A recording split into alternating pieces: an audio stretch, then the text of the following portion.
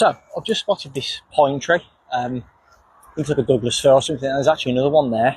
I didn't realise there was two here. I know there's some of it further down for some fatwood, but there is some resin coming out of the tree as well, which you can see just here. But we're gonna have a look. Oh, it smells so nice. We're gonna have a look, see if we've got any some fatwood. So I'm gonna cut this branch here right next to the tree and see if we've got any fatwood at the bottom. Oh yeah, see the fatwood? So these will be on dead branches. So when the branch dies, which this one has, it brings all its sap and resin to the branch. And as you can see, the top bit's rotten, but the bit that's got the fatwood in it, which is the bottom bit here, is rock hard stuff. So there's plenty of fatwood in that. So I'm going to take a bit of that back to camp and keep it at camp for when I come back next time. Do some firelighting. So grab another piece as well. So I might go for, see this big massive one here, see what this does.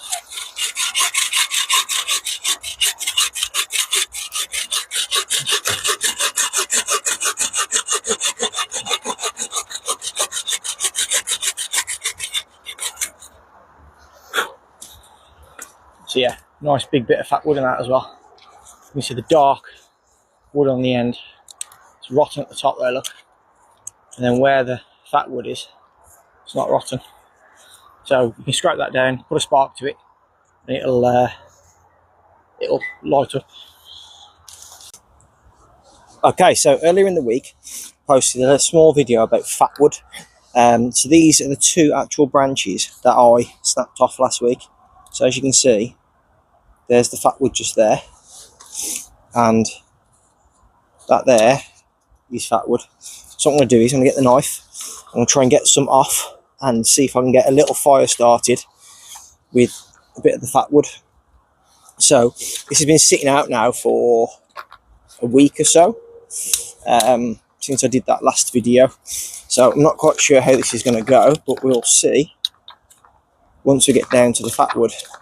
So this has been out in the sun, so this has been out in the rain. As you can see, that's what we're looking for, the fatwood just there. So I am going to try and collect some of this fatwood into a pile and see if we can put some sparks to it to make a little fire, and just show you that obviously this is one of the best fire lighting tinders we've got. So this is from any pine coniferous tree, and as you can see, it's really dark resinous wood. So when you buy it off internet stores, whatever, it's manufactured, so it looks a lot different. But as you can see, we've got fatwood straight from the tree. It's literally been sitting outside now for a week, and I'm just trying to make some shavings that will hopefully take a spark.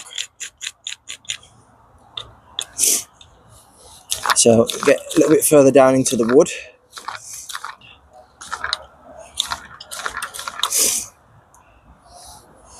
So let's try and make a few more shavings.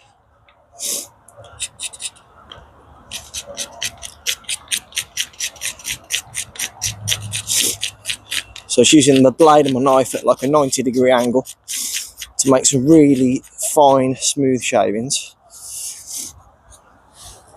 And it smells really, really resinous. Like, the smell of it is amazing. So as I say, that's been sitting out for a good week now, and we're going to see if I can get a fire going, or just to start a small fire with